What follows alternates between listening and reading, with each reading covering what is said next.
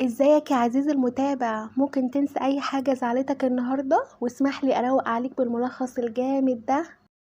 قصة الفيلم دي حقيقية وحصلت في النرويج. بنشوف ام هندية اسمها ديبيكا وجوزها واطفالها اللي هاجروا من الهند، وفي يوم بيوصلوا مسؤولين دار الرعاية النرويجية للاطفال وبياخدوا اولادها فجأة وبيمشوا.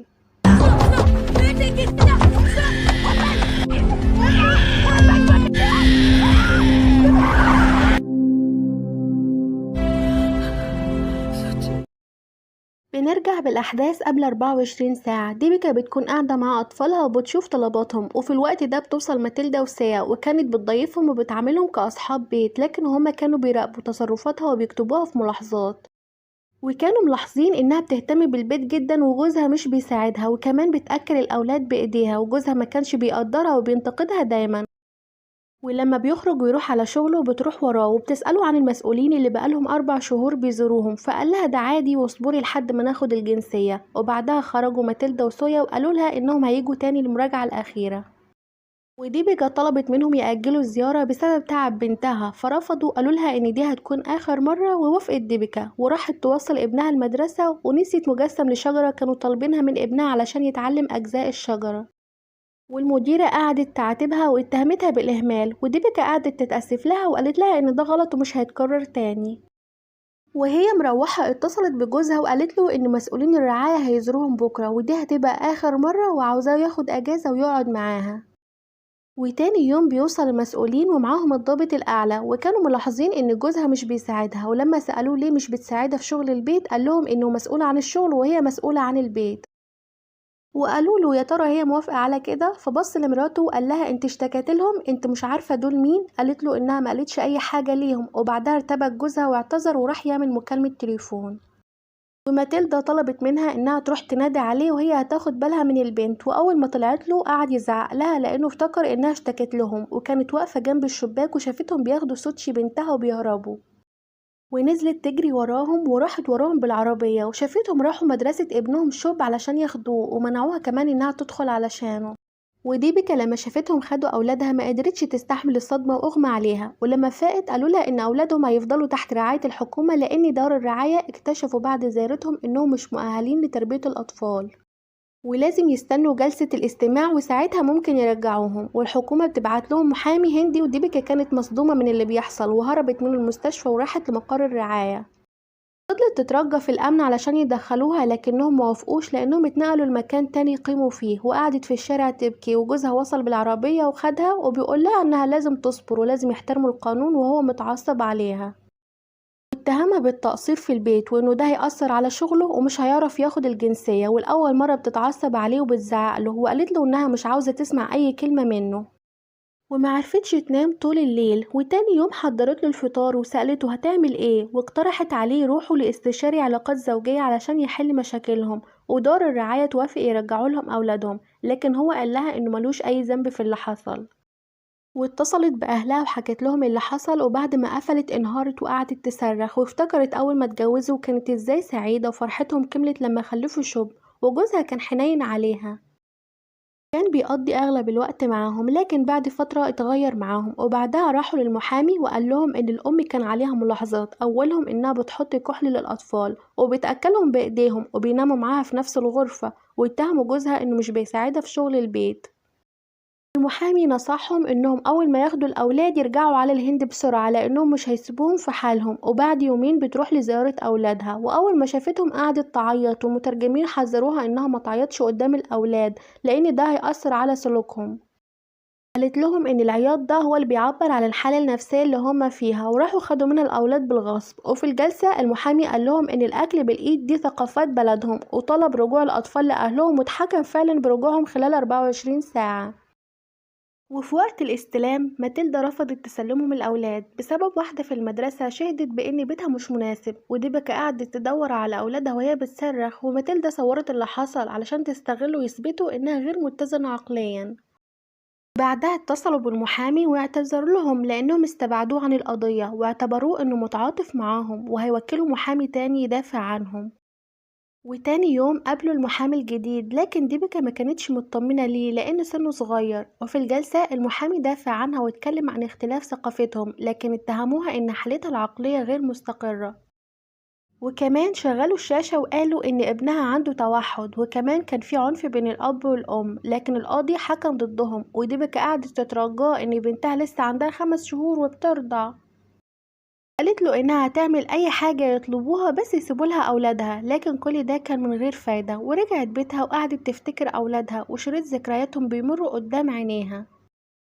وبعد شهرين واحدة صاحبتها عرفتها على أمهات حصل معاهم نفس القضية في النرويج، وفيهم واحدة كانت شغالة في دار الرعاية قبل كده، وقالت لها إنهم عرفوا إنها مؤسسة خطيرة جدا وبياخدوا أولاد المهاجرين وبيعرضوهم للتبني، وكل ما زاد عدد الأطفال في المؤسسة كل ما زادت التبرعات.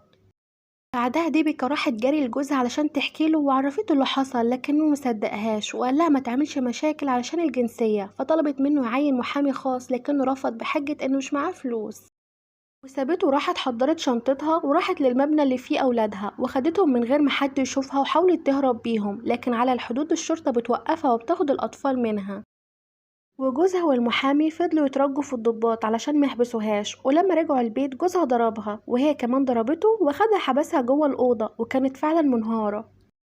وبعدها راح لشغله، وفي جلسة الاستئناف المحامي بيقولها ما تتكلمش في المحكمة زي المرة اللي فاتت وتعمل مشاكل، لكن هي كان عندها اللامبالاة بعد ما أطفالها بعدوا عنها لمدة شهرين. والمحامي فضل يدافع عنها وبيقول لهم إنها مش مختلة عقليا، دي خريجة جامعية وأم كويسة، والمحامي بيستدعي دكتورة أطفال نفسية للشهادة كانت شغالة في المؤسسة قبل كده. بتقول لهم إنها كانت شغالة في المؤسسة وطردوها لما حاولت تتواصل مع ديبيكا لأن ابنها كان حزين ودايما بينادي عليها، ولما كان بينادي على مامته كانوا بيحبسوه في أوضة ضلمة. وهي سجلت الكلام ده على التليفون، لكن خدوا منها التليفون ومسحوا الدليل وطردوها وهددوها إنها لو اتكلمت هياخدوا أطفالها هي كمان. في الوقت ده المؤسسة بتعرض فيديو لديبيكا وهي بتصرخ، والقاضي بتشوف ان ديبيكا غير مستقرة نفسيا وبتحكم ان الأطفال يكونوا تحت التبني لأسرة تانية لحد سن 18، وبتتقفل القضية على كده. ولما بترجع البيت بتلاقي أهل جوزها وصلوا وبتسيبهم تطلع أوضتها، وتاني يوم الصبح خرجت وقالت لهم إنها رايحة المعبد تدعي لأولادها وكانت بتكذب عليهم.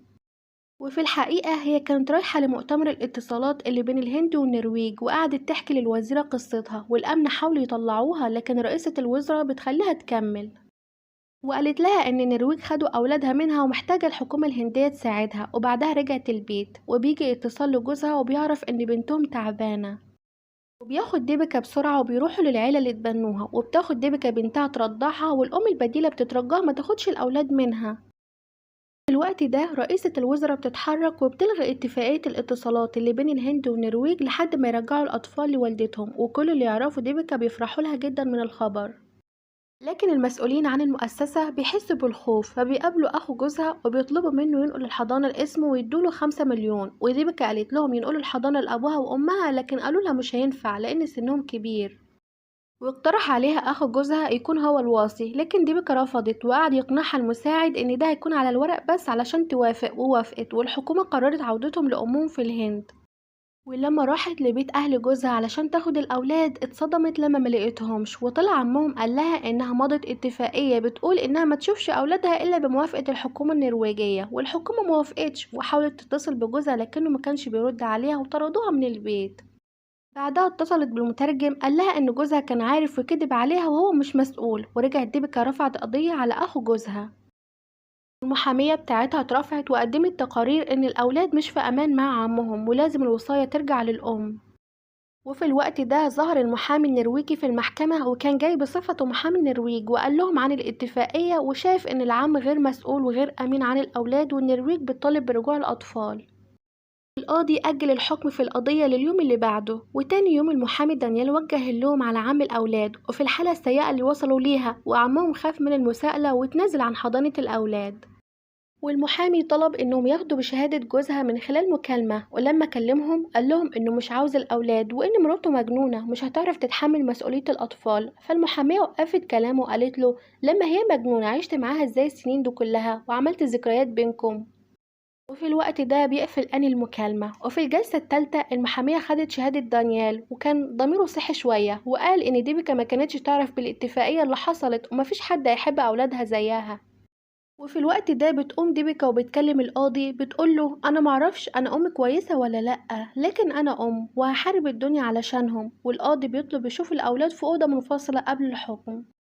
والأولاد أول ما شافوا أمهم جريوا عليها حضنوها، والأطفال كبروا والبنت الصغيرة بقت تمشي والكل بيتأثر، والقاضي بيحكم إن الحضانة ترجع لديبيكا، خصوصا لأنها حاربت بلد كاملة علشانهم. وبتفرح ديبيكا جدا وأولادها بيرجعوا لحضنها من تاني وبيعيشوا حياة سعيدة. ودي قصة حصلت حقيقي للأسف، ودي صورهم الحقيقية. وهنا بيخلص الفيلم. لو عجبكم ما تنسوش تعملوا اشتراك وكومنت حلو زيكم، وسلام عليكم.